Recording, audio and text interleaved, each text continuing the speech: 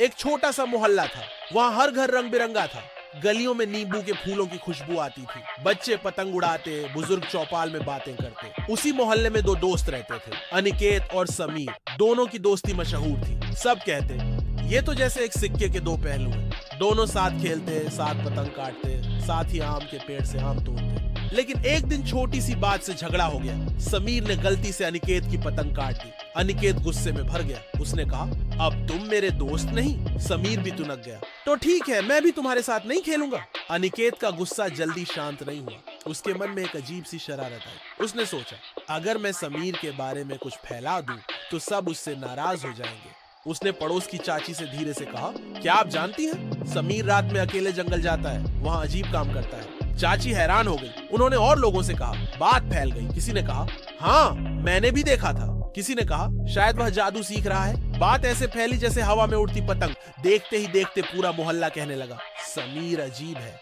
वह रहस्यमयी काम करता है। समीर समझ नहीं पाया कि सब क्यों उसे टेढ़ी नजर से देख रहे हैं। बच्चे उसके साथ खेलना छोड़ गए। दुकानदार उसे सामान देने से डरने लगे। यहाँ तक कि स्कूल में भी सब उससे दूर रहने लगे। अनिकेत ने सोचा था कि बस थोड़ी शरारत होगी, पर अब उसे डर लगने लगा। उसका दिल बोला, ये तो मैंने चाहा ही नहीं था।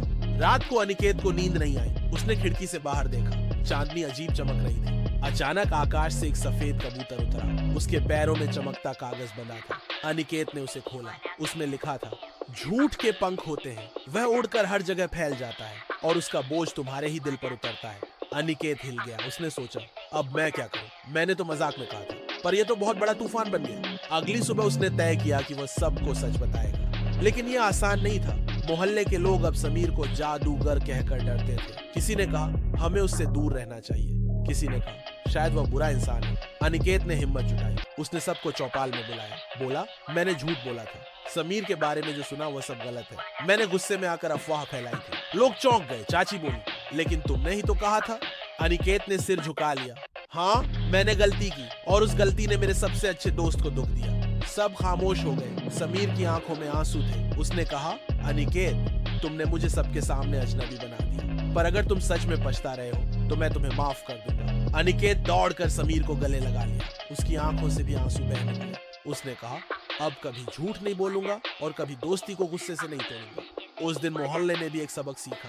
सब ने तय किया कि अब कभी किसी की बात बिना जांचे परखे नहीं मानेंगे। कबूतर फिर आया। इस बार उसके पैरों में नया संदेश था। सच धीमे चलता है, पर उसके कदम सबसे मजबूत होते हैं। गली में फिर से हंसी गूंजने लगी। बच्चे पतंग उड़ाने लगे। अनिकेत और समीर फिर साथ दौड़ने लगे और इस बार उनकी दोस्ती और भी मजबूत हो गई। कहानी यहीं खत्म होती है, लेकिन बच्चों याद रखना, अफवाहें हवा की तरह होती हैं। वे उड़ जाती हैं, पर उनके निशान दिलों को तोड़ सकते हैं। सच्चा जादू दोस्ती, भरोसे और सच में होता है।